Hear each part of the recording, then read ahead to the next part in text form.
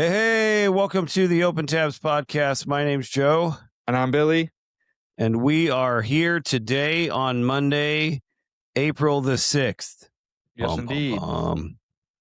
Welcome to episode 8 of the Open Tabs podcast. We're going to start off a little different today. We're going to start off with our sponsor. How's that sound? We have a sponsor. We're only in the 8th. We're going to be rich. I know. We are going to be rich. No. Today's sponsor, actually, it's interesting. I had Chester help me with the ad copy a little bit. I think he did a fantastic job. Chester? Who the heck is Chester? You know who Chester is. Let's not ask questions about who Chester is. Chester's just between me and Chester. No, I'm just kidding. Chester is my AI chat GPT friend. As we talked about on episode 6, we all have them. Mine is named Chester. And I asked him to help me with the ad copy. He said not to attribute this to him, but I think he did a pretty good job on this ad copy. I think the sponsor is going to be very happy with it. Let's hear it. So today's episode is sponsored by Low Battery Anxiety, TM. Today's episode sponsored again by Low Battery Anxiety, TM. The only condition where 20% feels like a warning and 10% feels like a diagnosis. Hey, at 5%, you're not even texting anymore. You're prioritizing relationships. Who gets a goodbye? Who gets a thumbs up? And at 2%, you start reflecting. Was I a good man? Did I ever clear my inbox? Why didn't I bring a charger? At 1%, you're holding onto your phone like it's on life support, whispering, stay with me, please, stay with me. We've all been there. That's right, low battery anxiety. That's because chargers are never where you left them. I think Chester did a pretty good job with that one, don't you? Listen. I don't have this anxiety so much. Oh, the cheering continues. I don't have this anxiety so much. But it comes across from my sister. She'll never listen to this or watch this, but if she ever does, good. She lives her life on 2%. I have bought her battery chargers and all the phone charge, all this. Doesn't matter. It doesn't matter. She lives on 2%. She lives on 2%. Yeah. I've been with her in person, so it's not like she just doesn't want to talk. She's perpetually on 2%. Come on, what are we doing here? But we are thankful for our sponsors. What is your battery life at right now? Oh, 54%. 54%. I've got the, and it's a new phone. I've got it set on the thing. It'll never charge it above 80% because it says that saves the health of the battery. I don't know how that works because I'm never getting all the way to, I'm already 20% below what I don't know. Okay. Do you want to guess what mine's at right now? Lower than mine. Definitely lower than yours. But not at 2%. I will tell you that it's not at 2%. What is it? Let's hear it. 21%. That's not bad. That could, depending on, that can last. With the iPhone, I don't know about you people. With mine, I can stretch that. You can turn on your things. And, I carry, even around the office, even though I've got plugs and stuff, because I'm always around, I carry one of these sometimes, and I stick it in my back pocket. The charger. I just got one that MagSafes onto the back of my phone. Oh, that's nice, too. And I've had a charging case. On there. I've had like a charging case before to try and solve this problem of mine. I am constantly, I would say, more often than not, I am below 50%. I had this revelation. So we're up a lot at night because we have a kid that has type 1 diabetes. And so we have to get up in the middle of the night a lot. And so a lot of times I don't have my phone plugged in because I need to have it underneath my head where I can hear it. And or I'm up late, so I don't go to bed, super early and, I'll forget to plug it in. But more often than not, my phone is charged at really weird times of the day, like between 9 and 11, and then like in the morning between 10:30 and 12:30 or something. And so I just don't have a consistent like habit of charging it when I need to, and I should. But yeah, 20% is not bad for what time it is now. So I'm pretty proud of myself that I'm still at 20%. I find that if I'm in the car, my phone stays charged a lot better because I just leave it plugged in the car all the time. Could you make it through an entire typical day without re-upping throughout? If you started 100 and you wake up, could you make it to that night without charging?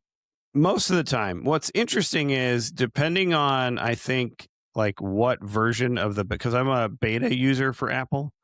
So every now and again they'll do an upload and I'll be like, "Oh, wait a second.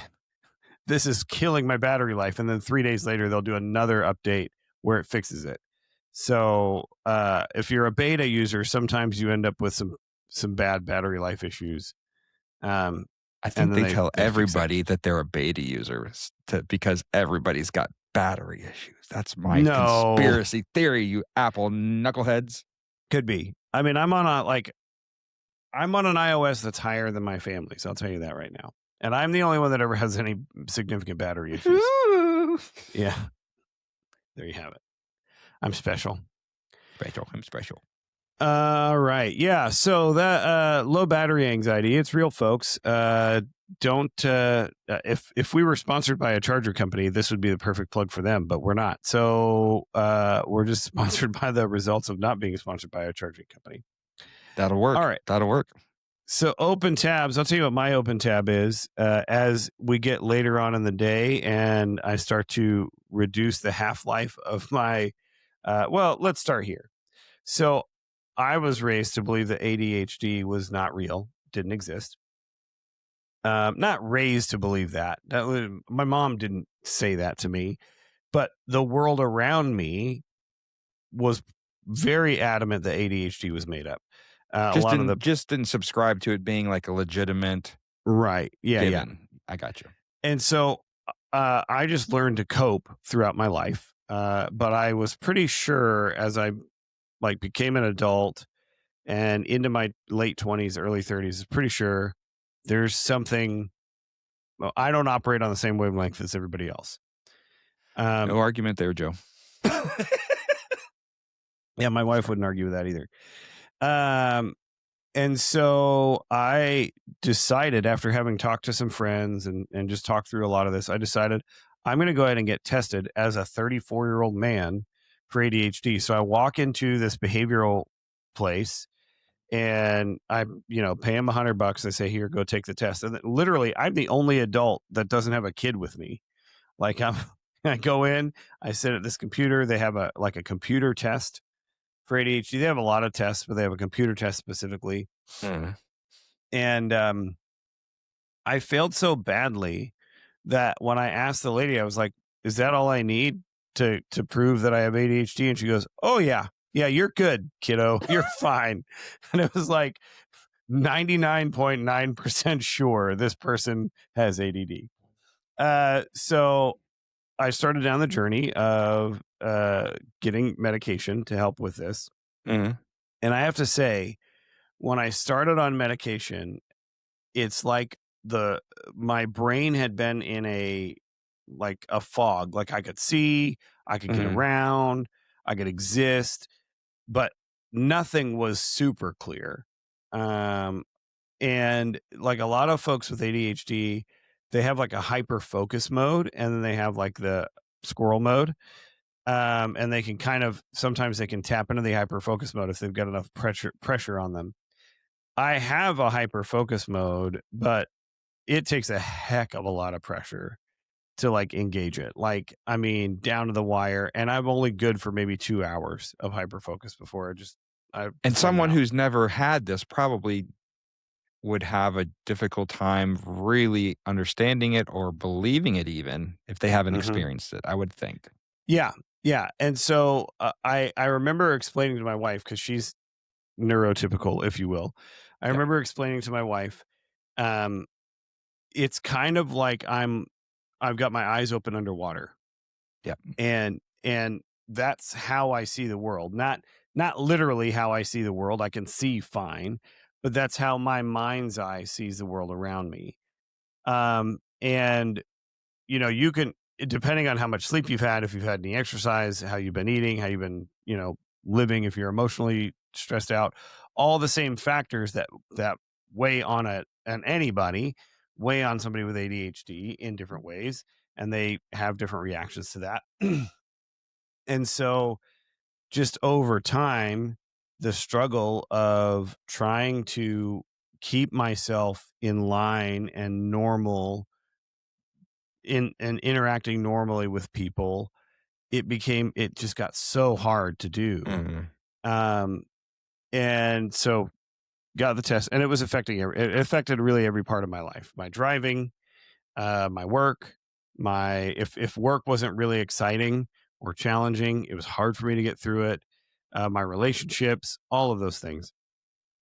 So, long story short, I started on a medication, and it worked. It actually worked really well right from the get go. And actually, I've only been on that medication to treat ADHD Mm. since I've been diagnosed with ADHD.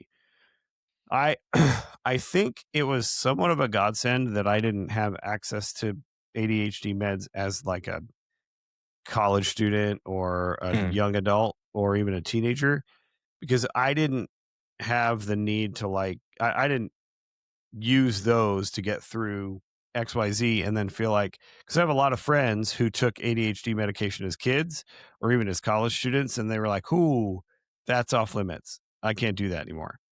And I didn't have that experience. So I was like a fully formed adult before I started taking it. So I didn't really have any issues like that. In fact, I've I've inadvertently taken 2 doses of my medication once, and it made me sick. Like I was sick to my Oh, stomach, like nauseous physically sick. ill because it was just too much. And even now,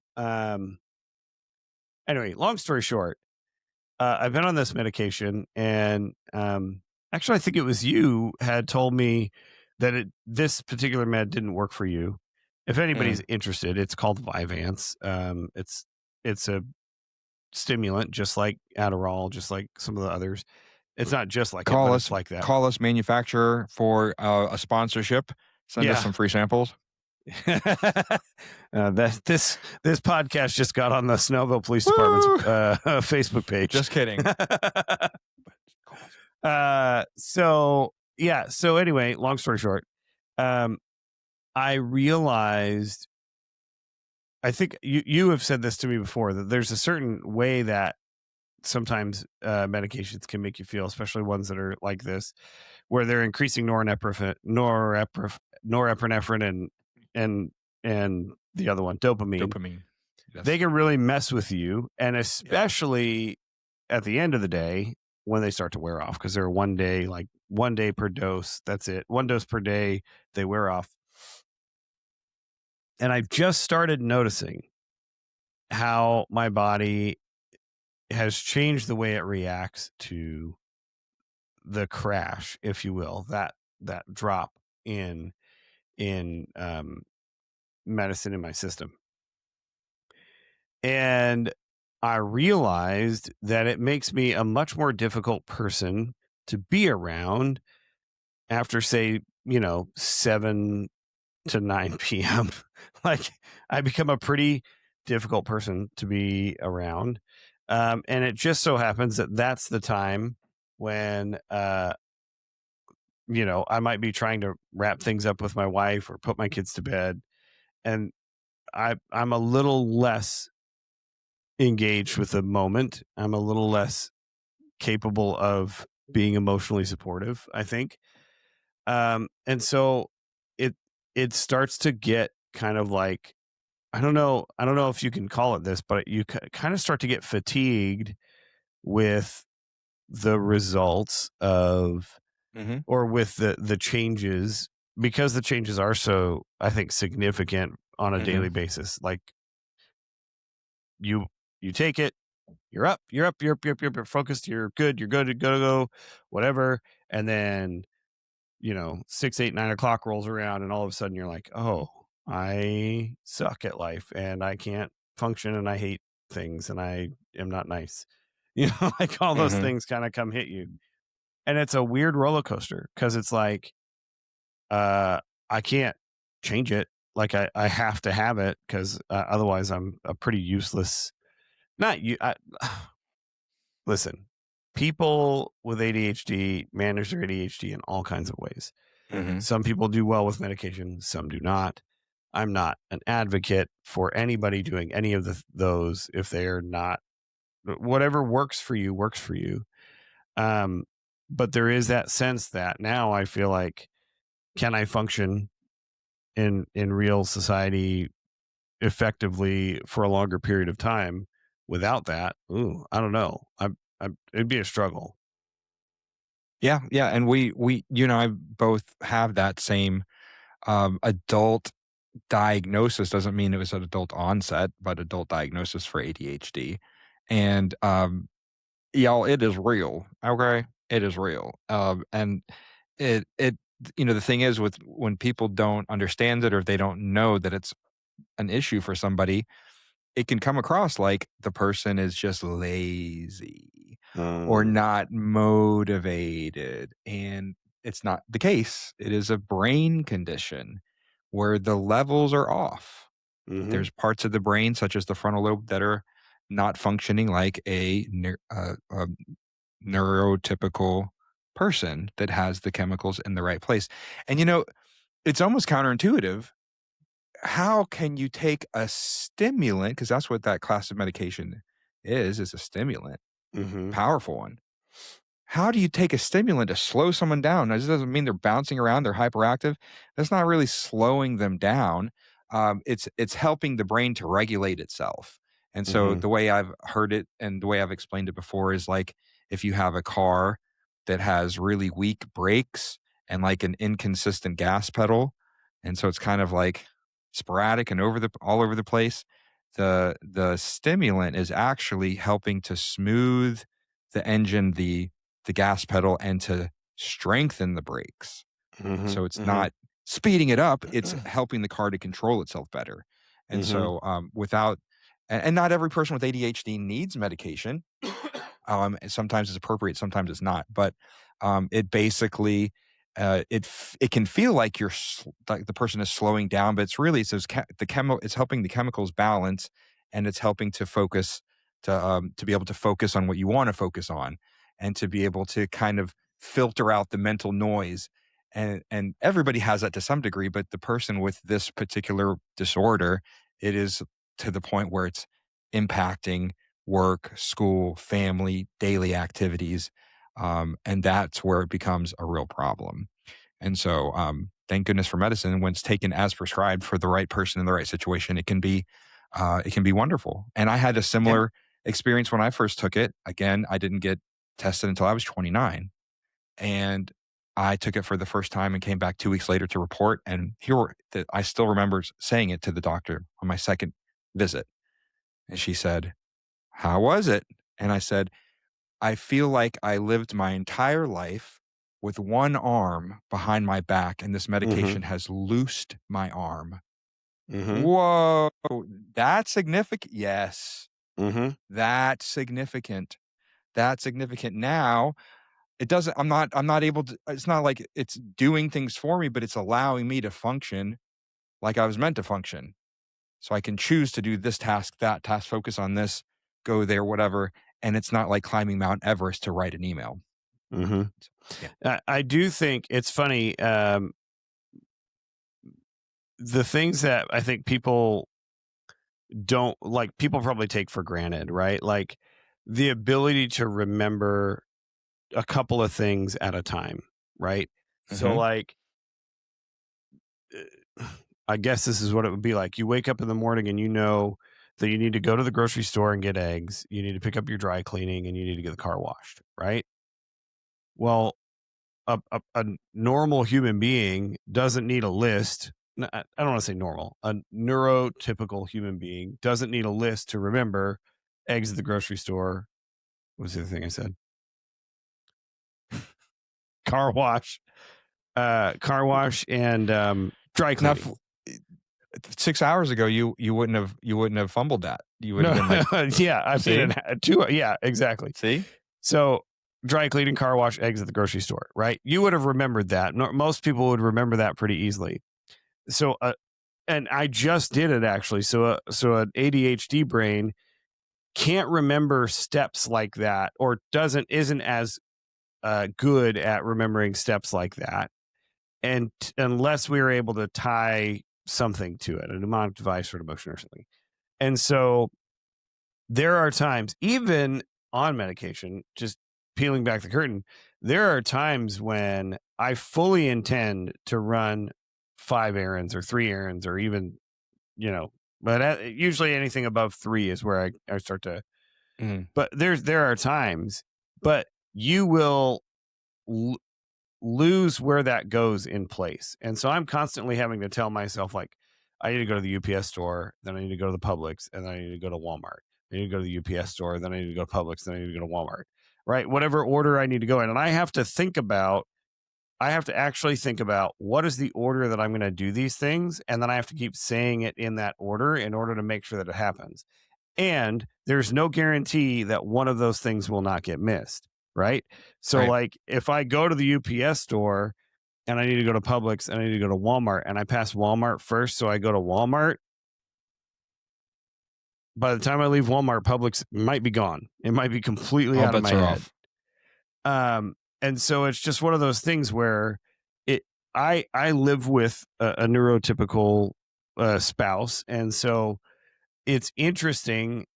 And I'm saying interesting. I'm sure it's frustrating for her and for both of us to be it to like live with that. You know what I mean? Where Yep. I'm living with it, like, hey, you don't think this affects me? Of course it affects me. I'm the one who has to deal with it.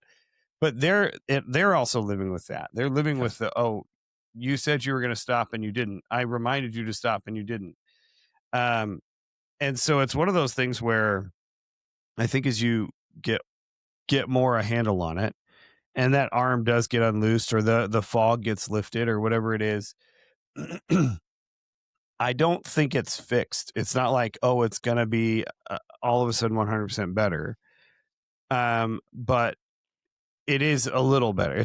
You're having small wins and small gains, and with the hope that you're in some way helping to train your brain to do things more consistently or more dependably over time. Yep.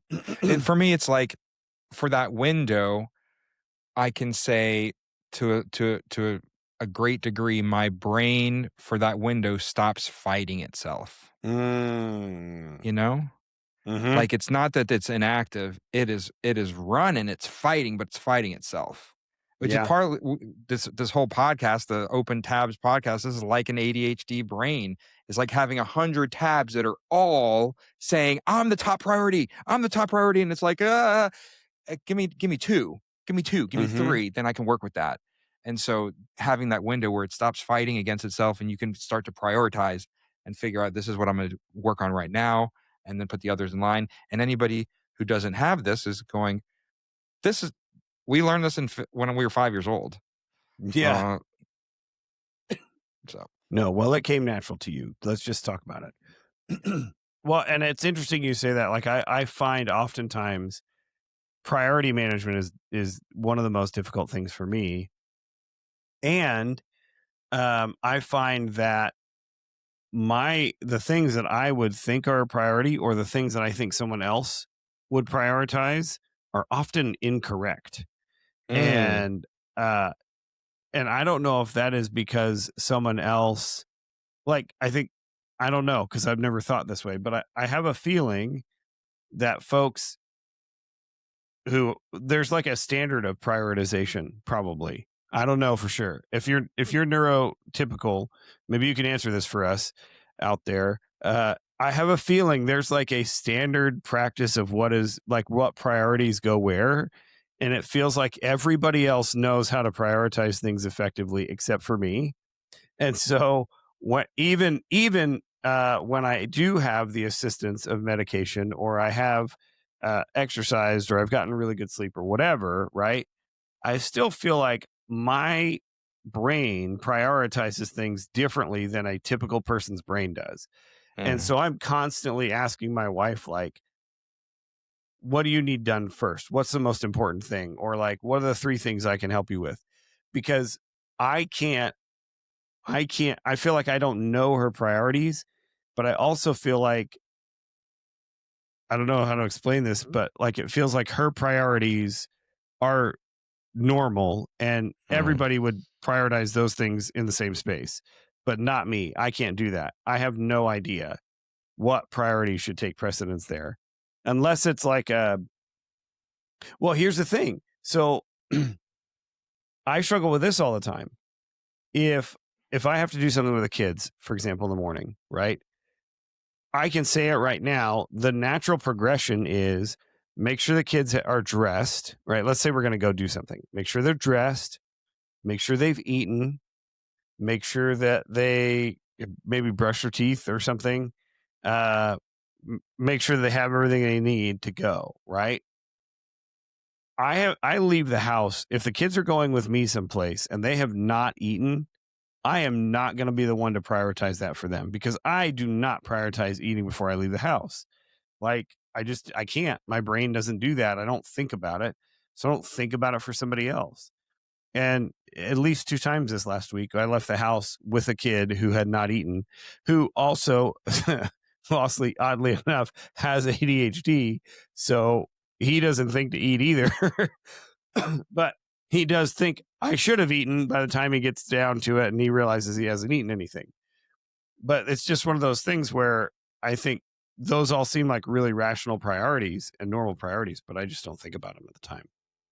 And by the time it catches up with you, it's like, "Oh, no, here we go again." Yeah.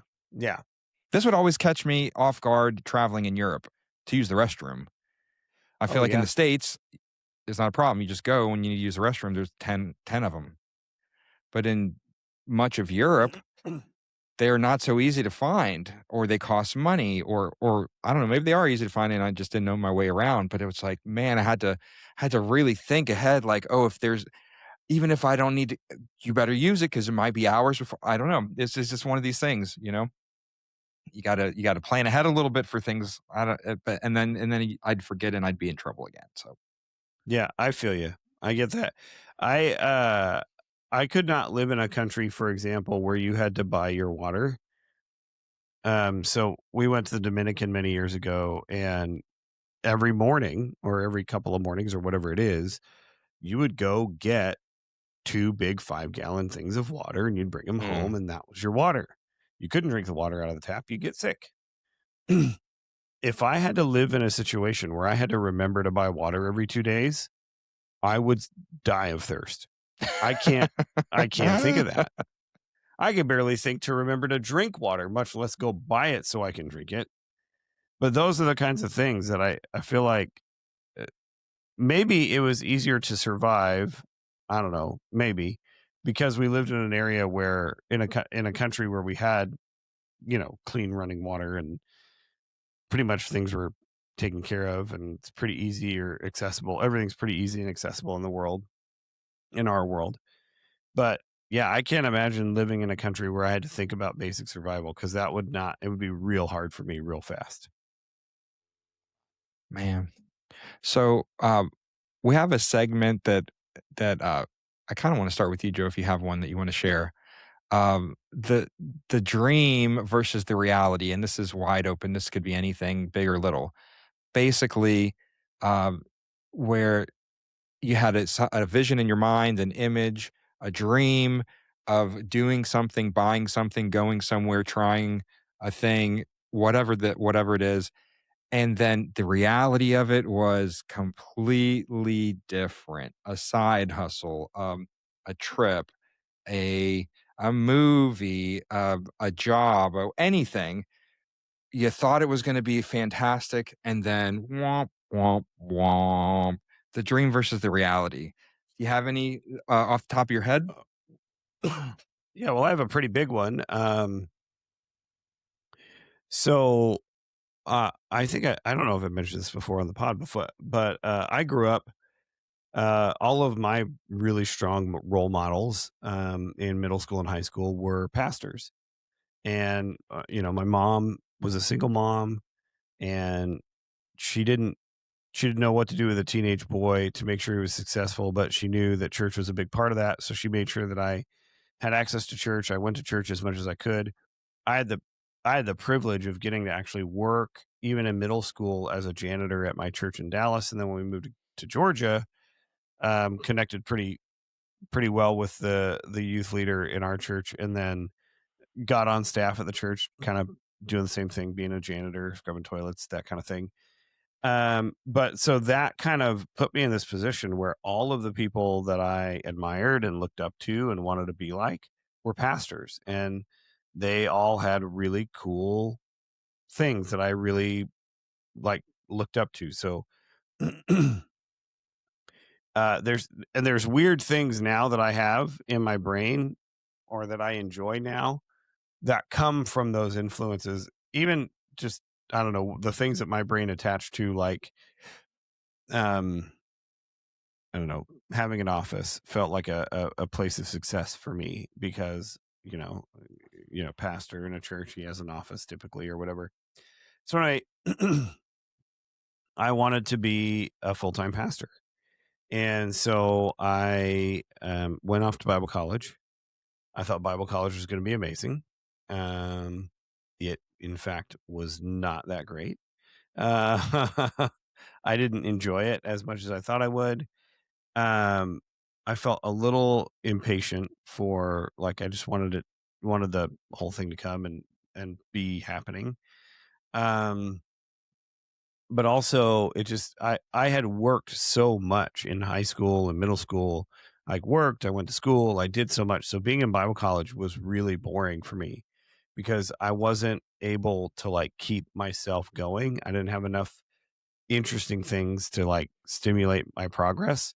And again, I think probably a part Like, of too being much in it. downtime? Is that what you mean? Yeah, way too much Okay. downtime. Like I was sleeping a lot. I was sleeping more than I'd ever slept. Like I was sleeping 10 hours a night. Mm. And when I was in high school, I was sleeping maybe 6. And so I was sleeping a lot. Not that I wasn't depressed. I went to bed at 10 and I woke up at 8 or whatever that was, whatever that time frame was. It was like a lot of time. Um, yeah, that's 10 hours. And then I was socializing, but even that, I think that's when I started to get drained by a lot of social interaction and sleeping in a you went to the same Bible college I did. Sleeping in a dorm room with 7 other guys can be a little taxing. Um, and To say the so least. yeah. So all of those things, I realized I was bored. I didn't have a lot to do. I didn't have much to put my hands to except for classes. I probably took too heavy a class workload, and then I struggled with that because it was a lot of just sitting and listening and then, whatever. Um, all right, long story short, I decided to go a different route. I did eventually become a pastor.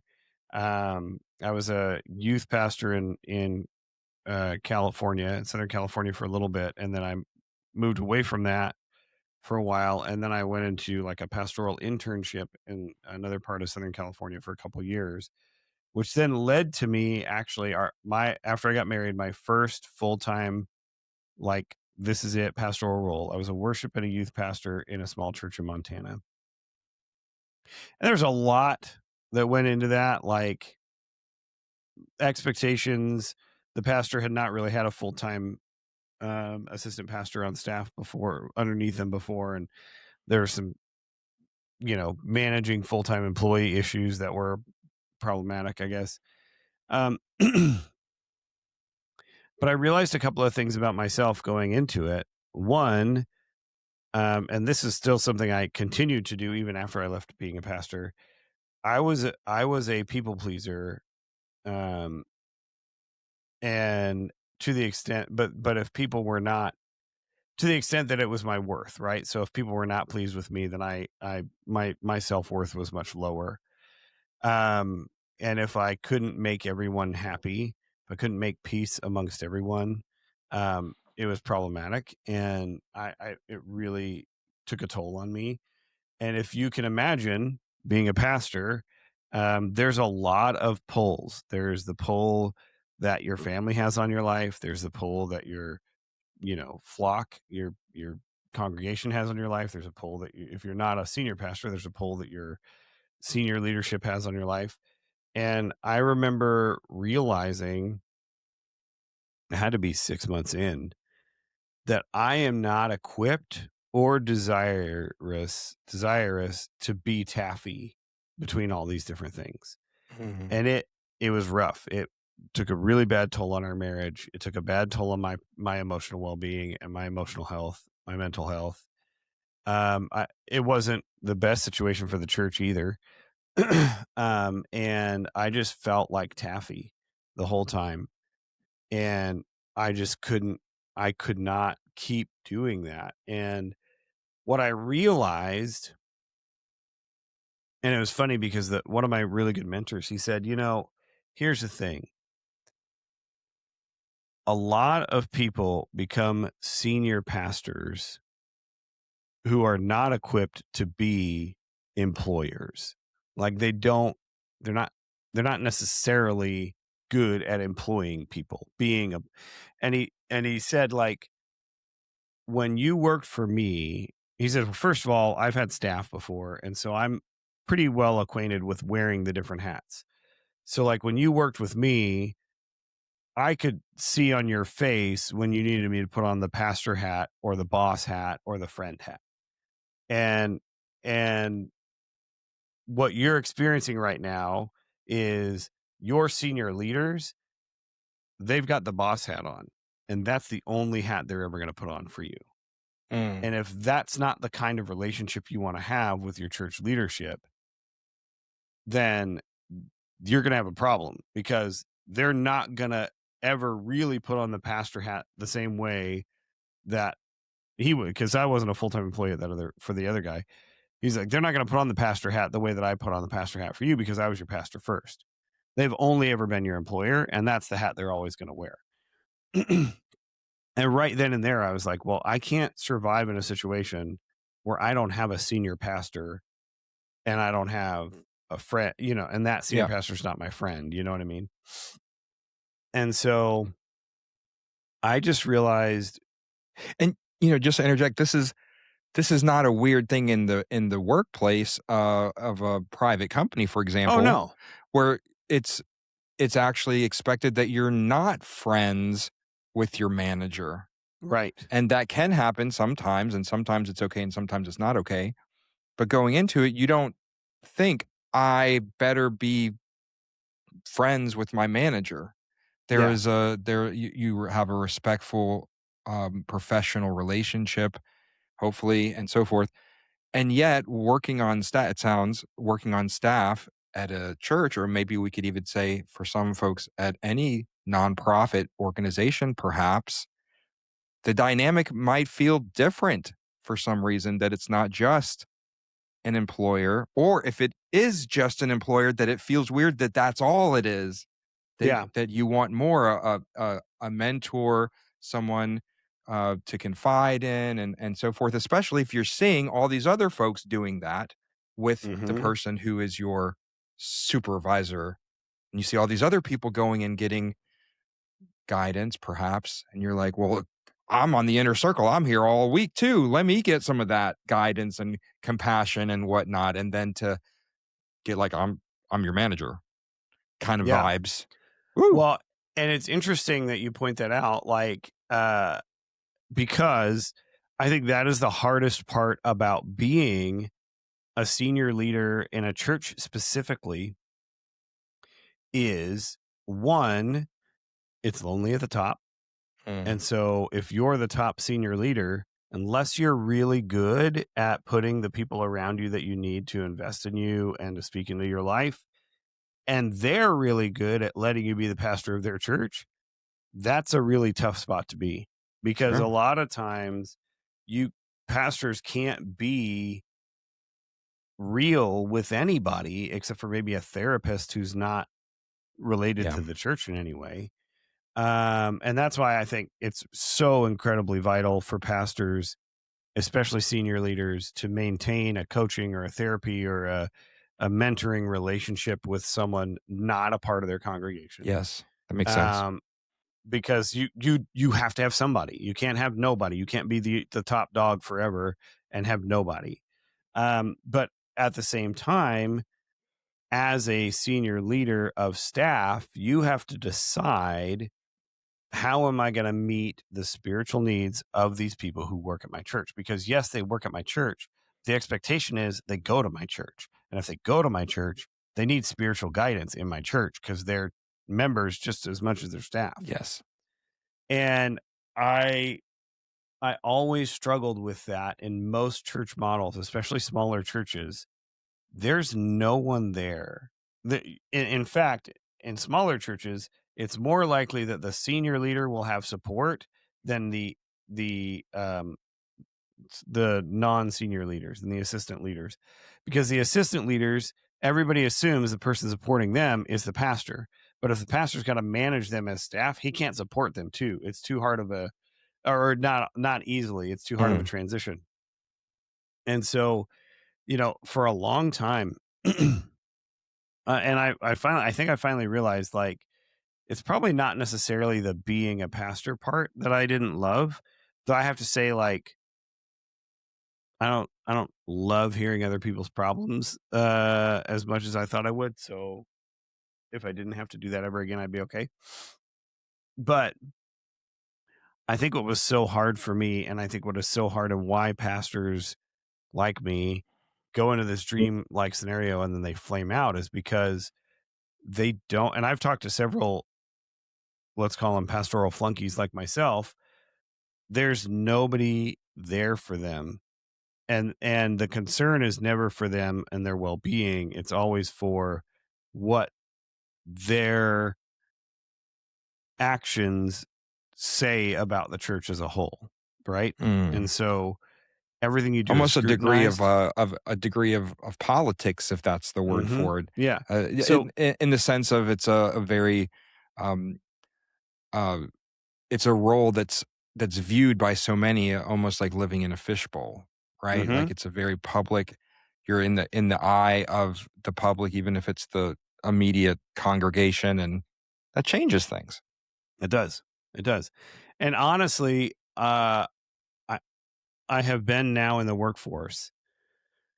The marketplace is what I like to call it. I've been in the marketplace, like working in corporate world now, since 2009. So I worked in the corporate world for a little while before, and then I was a pastor for a very short period of time. And then in 2009, I went back into the corporate world. And I have to say, where I am today, like, and it's taken me a little while to get to this point in my career, but where I am today in my career, I actually feel like I get to, like, minister, for lack of a better term. I feel like I get to help people and minister to people more now Mm. than I did as a pastor, because I'm meeting people in situations that are not church, and I'm helping them in more holistic ways, right? Yes. So I might not be, you know, preaching at them or leading them in a Bible study, but I'm helping them learn how to improve their business. And you know what? By the way, if it comes up that there's something going on in their life, you know what I get to do? I get to say, hey, man, I'm going to pray for you.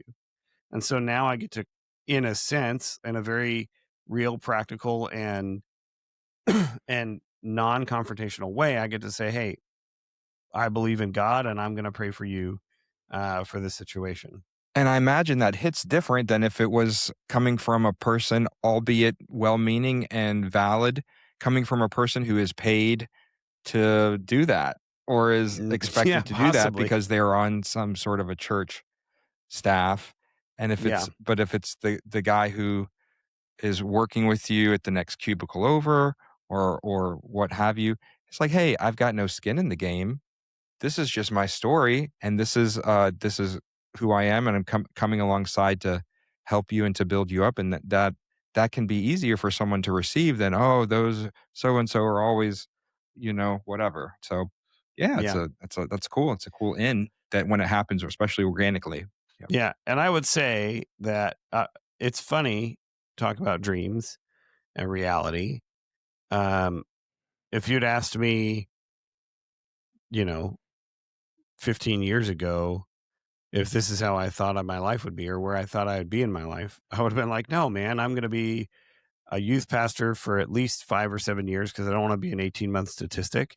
And then, hopefully I'll still be able to do worship some. But, if I go into being a small group pastor or whatever it is, at a bigger church, I'm happy with that. I didn't even need to be a senior pastor. I was like, yeah, I could just be an associate pastor for the rest of my life and I'd be happy. You Um, had it s- mapped out. yeah, I did in my Yeah. head. But so now what's funny is to look at that and be in a completely, like, nowhere Yeah. near that career path. Um, and, be content and be happy with where I landed, and just, I don't know. I think if we look at every day as y- I don't need to dream about this Mm, life. I just need to be in the reality that I'm in and enjoy one of my favorite mentors. He used to say, really just you got to learn to appreciate the moment that you're in and mm, enjoy the moment that you're in. And ever since I heard that, I realized that it's very easy for us to get caught up in what could have been or should have been. And we get on the other side of it and we realize, oh gosh, this was a bad idea, or this isn't as exciting as I thought it was going to be. And and so you never know what you will find that will bring you joy and bring you life. Maybe even sitting around on a Monday night talking on a podcast. Who knows? All right, so now it's your turn, Billy. What what yeah, d- I like that what though. Better to say instead of what does the world need, find somebody who has come alive, you know, Mhm. uh, and do that. Let them do that thing. Yeah. All right, so what about you? I didn't become a pastor. No, you didn't. You probably should have though. Let me show you a couple of dreams that turned out to not be dreams in real life. So, oh, this one's beautiful. Let me share with you. I have a photograph or two. The 1995 Jag XJS convertible. That's my Jeep right behind her too. Yeah, look at this. Pretty car. Pretty car. Let me tell you, she was a much better car when she was parked. Because when golly. Oh, this is every little thing costs more to repair or to diagnose in this car. Even an oil change, it's like over-engineered. Mhm, Over-engineered is mhm. the word for it. Something that's simple in any other car, like the cooling system, it had 2 different separate cooling systems of coolant that would, like, intermingle at one point and then comes I mean, all this just weird stuff. Everything was expensive, and I never trusted this car would break down. It had, like, a limp mode where it would, like, Mhm. almost break down, but just, like, the vitals to get you, like, 10 miles an hour all the time. And then, it's this beautiful classic car, so it's, like, the only car I ever had where, like, I gotta, like, wash it and walk. Come on. That Jeep right behind it, that that's what I drove 90% of the time because that's more my personality. That was the dream, and the reality was not all it was cracked up to be. Now, um, along those lines, I decided to still sounds crazy when I say it out loud. I decided to quit my job with nothing else lined up, sell all my stuff, these cars and the stuff I had accumulated up to that point, and buy a van and move into the van, a camper van Down by the river. down by the river. And, the idea was to take some time, whatever that times frame looked like, without a full-time job and to travel America and to figure things out. And that was the dream. And it sounded like the hippie thing, yeah, man. A- And if I figured if I didn't have the overhead of rent and so forth, that maybe I could do that for a while, right? If I owned the camper van, then what are my expenses? Gas, car insurance, cell phone, the odd repair. That's it. Yeah, hey, that's not bad. I could do that. I'll own my own You forgot house and food. just yeah, and food, yeah. And what it turned out to be in reality was I spent most of the time doing repairs in my friends' driveways and sleeping in parking lots and on the side of the road around the suburbs. And I was even more isolated than I was before. And so that Mm. was the dream. The dream turned out to the reality turned out to be not as great as a dream. But here are a few quick pictures of what this dream looked like. So here's the camper van. This was a 1999 Explorer, is the manufacturer without the letter E, not like a Ford Explorer, but X Explorer, built on a Dodge van chassis. And I modded the heck out of that thing. There I am at a music festival. Still had fun camping, but I didn't have to camp. This was more of like the exception. I mostly slept around town, boondocking, dry camping, they call it. I did those myself, solar panels on the roof. I was completely off grid. So I had solar panels, a battery bank, I had a composting toilet, so no sewage to deal with. I had a gasoline generator on board for backups and or in case it was cloudy for a week or something. And the only thing that would limit me from being off grid for any degree of time was food and water. So I had a 30-gallon freshwater tank that I used for bathing. Yes, a full bathroom, full shower, hot water, everything that I had in my apartment is in this van. Uh, Bed, shower, hot water, uh, furnace in the wintertime, uh, stove, sink, refrigerator that would run on electricity or propane, microwave. Everything I owned in the whole world was in the van. I could do laundry in a special sort of a way on the road, and then I drive around, and it was cool if I was wherever I was, all my stuff was right. So if I'm Joe, if I'm coming to visit you and I'm tired, I don't want to drive all the way home. Wait a minute, what does that even mean? I am home wherever I am. My home is with me like a turtle with the shell on the back. Uh, if I'm at work or something, I go out to the parking lot, I can cook a meal, I don't have to bring lunch to work. I brought my kitchen to work. I got it all with me all the time. If I need to take a nap or a shower, I do it. And it was cool at times. I could be in a Walmart parking lot and people would just look and say, "There's the van. There's just a van." I'm inside cooking some gourmet meal. Little did they know, or I'm taking a shower. Here's me sitting there with my laptop and the window cracked open. Uh, Cruising around. You can see the little bit of kitchen, 2 burner stove, the fridge, and I did it for 2.5 years. It was cool until it wasn't. It was a cool experience, um, but it ran its course and then some. And, going back to the ADHD thing, can you imagine what it's like if you're kind of forgetful and you can't focus? Joe, you said if you had to buy water, you would just go thirsty. Guess what? When you run out of that water in your water tank, what you gonna do? What you gonna do? You got to You go find a got hose. you got to find a freaking hose. And there are so many issues and challenges that come with having all of this stuff in a moving vehicle, even more so than having an RV for fun on the weekends. If this is your whole Mhm. house, for example, if there's a leak, um, you can't just go to the other room or something. Like I had times where there was a leak and it was just dripping on my forehead and I'm trying to sleep. Where am I going to go? Roll over and put a little pot from the kitchen to catch the rain in the bed. Or if at one time I broke a propane line.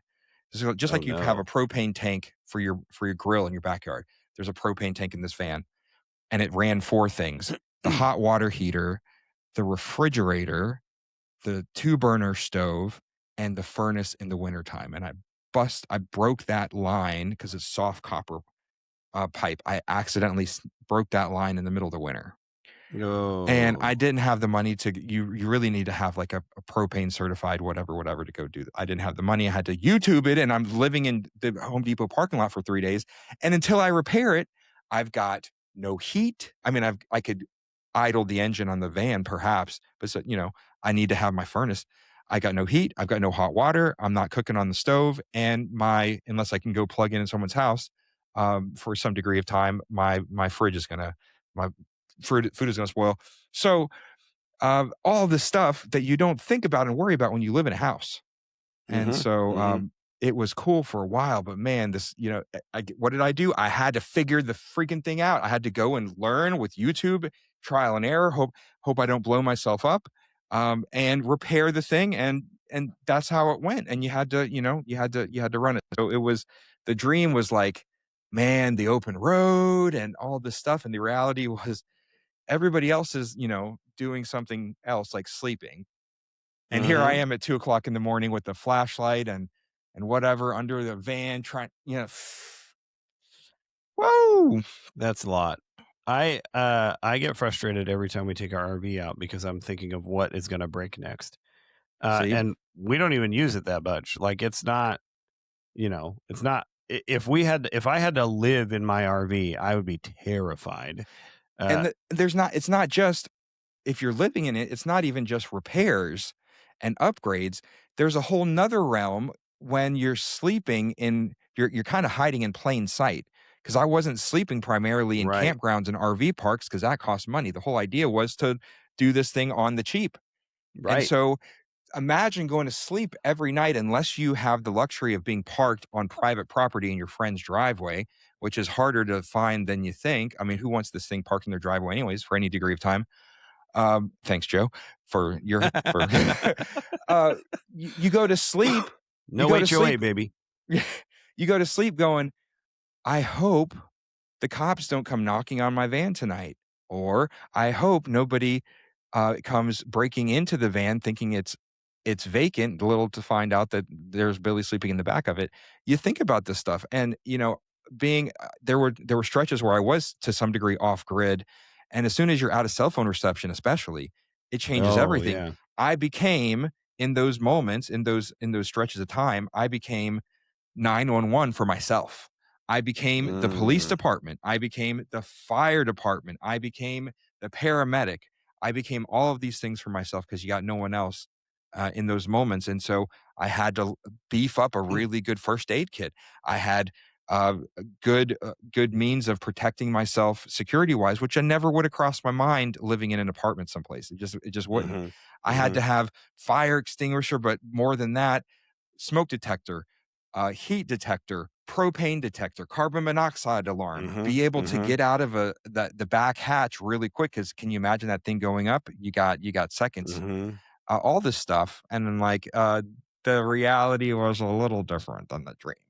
Yeah, yeah, I could see that. And you watch all the people now on YouTube who do it, and you're like, well, they're real happy. Of course, I'll be really happy. But and you did it, honestly, you did it before the craze really started. You were Especially in the East Coast, it kind of was a not common at pioneer. all. Yeah. Yeah. I mean, I remember when you were doing it, I was like, what is he doing? Like, and now you see people, they do it all the time.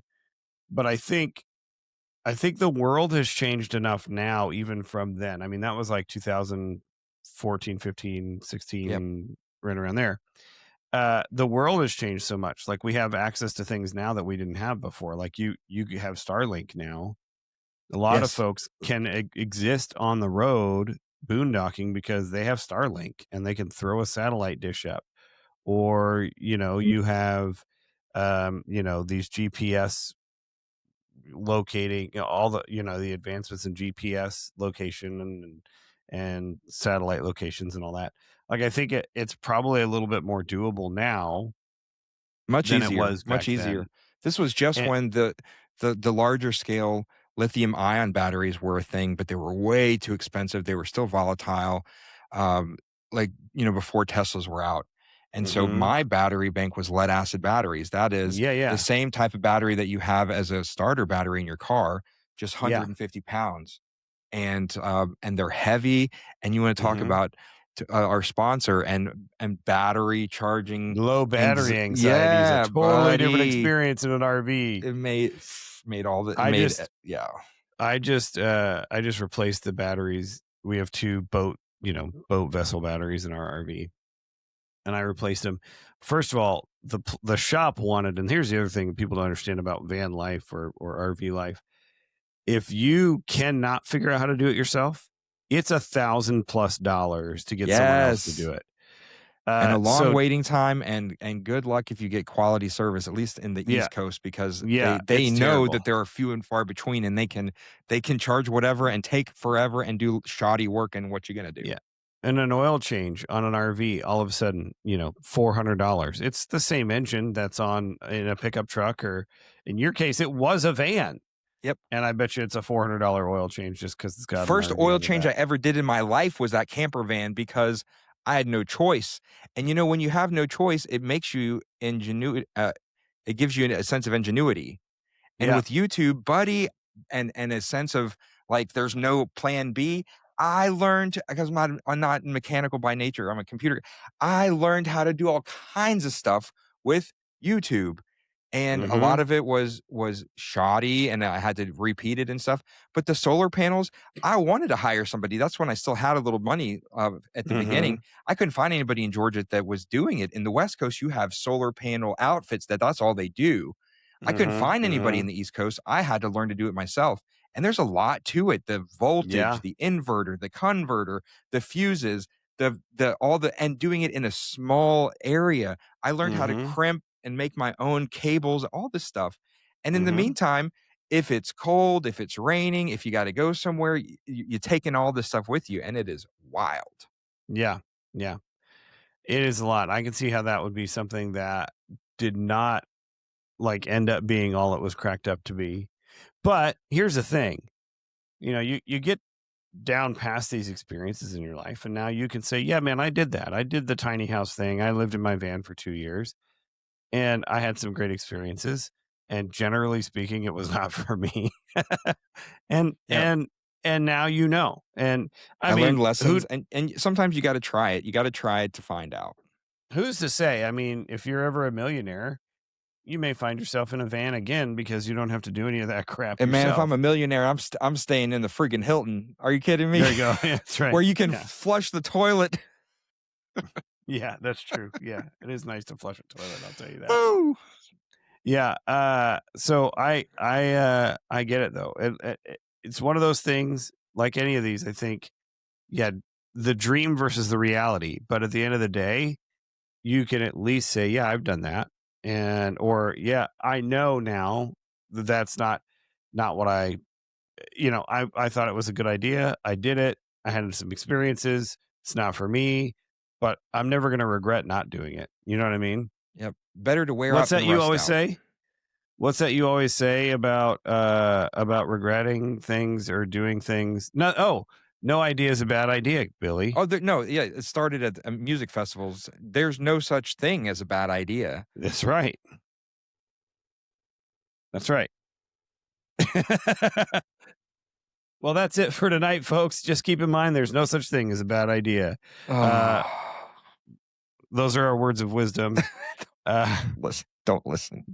that was not wise Run at all. away. No, there are Find a lots of podcast with people who have nice things to there suggest. there are lots of bad ideas.